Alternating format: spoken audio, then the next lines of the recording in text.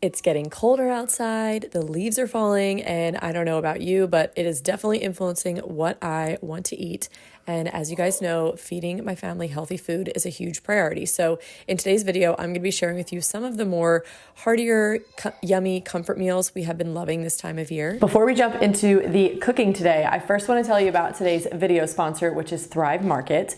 If you've never heard of them, they are an online membership-based grocery store that gives you guaranteed savings on every order. Things I love about Thrive. I love that it comes straight to your door. Nothing gets easier. I love that you can look at everything online. You can read ingredients. So instead of going to the store, if you've got little kids, it's almost impossible to take your time and do that.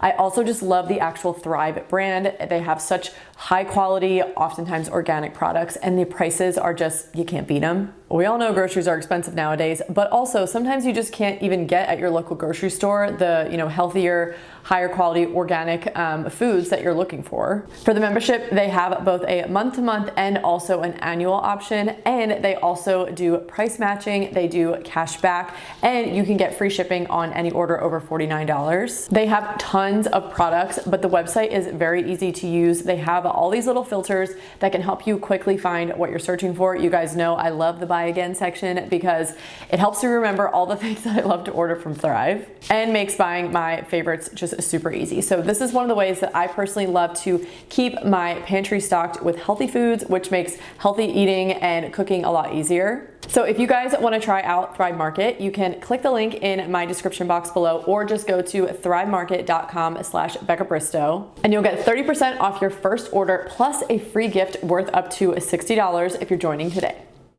All right, friends, let's get cooking.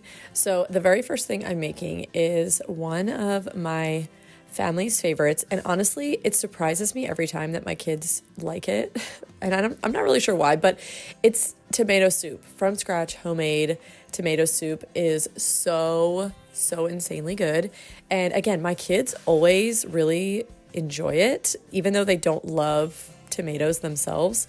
So I basically just use canned tomatoes. You can also use fresh tomatoes, which I have done in the past when we didn't do a vegetable garden this year. We're taking a year off because we moved and I had another baby, and you know how it goes. But I have done it in the past with fresh tomatoes, and it's even more delicious.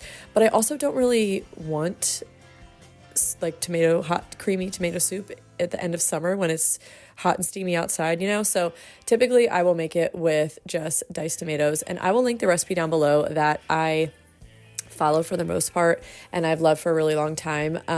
I do add some heavy cream to it, which this recipe that I'm going to link down below doesn't include, but I just love a creamy tomato soup. I just think it just adds a lot. And it's one of those things that's quick to come together. You're just doing a little chopping, onions and garlic, which makes it, so flavorful. And then you're just kind of like dumping in the rest of the ingredients, the broth, tomatoes. You just let it simmer and all the flavors kind of marry together for a while. And then you just go in with an immersion blender. You could also just dump this, in a few batches into a regular blender if you don't have one. I do think an immersion blender is such a great, fairly small investment for your kitchen. I get a lot of use out of it. Anything from all kinds of different soups. I always use it to make mayo. I just think it's handy to have. But tomato soup is just one of those that I always go for this time of year. Now, whenever I make it, I always either make have some kind of bread to go along with it. If I'm really feeling energetic that day, I will also make grilled cheese, which is another thing that my kids love. So this is kind of like a slam dunk meal for them. Or if I just, I'm not in the mood to make bread, or I didn't make bread, or I'm just not really up for making grilled cheese, which is a whole separate thing, even though it's easy, but you get tired. I'll make croutons, which are so easy, and they are insanely good. You, of course, could use store-bought croutons if you want. But if you are someone who does bake your own bread, you always end up with odds and ends of just stale bread like that nobody actually wants to eat. A lot of times I toss it to our chickens, or I'll either, if I'm on top of it, I will blend it up and save it as breadcrumbs to use for meatballs and whatever else, or I'll make croutons, and it's so good. I can also link a recipe down below that I kind of follow, but you basically just coat them in oil, toss on some salt and pepper and any kind of green seasoning like oregano and parsley, and you just bake them in the oven for a few minutes until they get crispy and crunchy. You put them on top of your soup. My kids, I usually just give them soup and then I'll give them the croutons on the side so they don't get soggy. And they love it. They like lap up the soup. They love the croutons. It's a total win. And it's a like from scratch, nourishing comfort meal that we all love.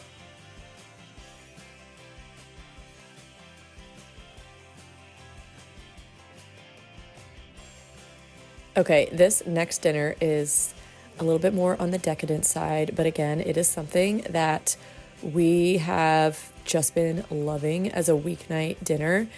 I found this recipe online. I'm going to link it down below for you guys, and I'm pretty sure I follow it like to a T, because a lot of times I go rogue with recipes because I might just not have everything that they have. And once you kind of get, in like a flow of cooking, you can easily make your own substitutions and kind of make recipes your own. It's like not a big deal. But this one I do follow pretty much exactly. And it is like this delicious, creamy pasta. You make it with chicken. It's got a little bit of garlic, a little bit of rosemary, a little bit of lemon, and the cream sauce is just so, so good. And it's another one of those meals that my kids really love. And it comes together pretty quickly, but it tastes like a restaurant meal. Like it really does taste so decadent and flavorful.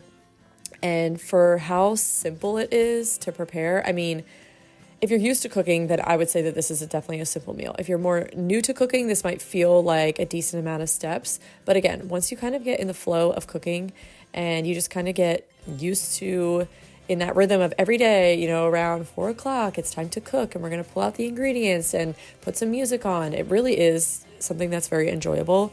And if you are newer to cooking, especially like cooking, with real ingredients, whole food, nourishing foods from scratch, it's totally something that can be learned. I did not know how to cook growing up.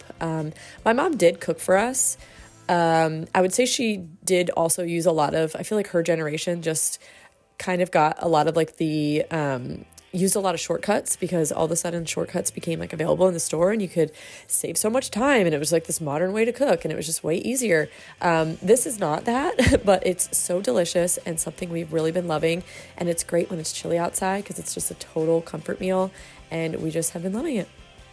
And this next recipe is a classic. I am making some chicken noodle soup, but I'm actually making it with a whole chicken, and I do this for a couple of reasons. One, I like to buy whole chickens because they are the most economical way to buy chicken. It's like the cheapest per pound, and you can buy it from a farm and get super high quality organic, like pasture raised chicken.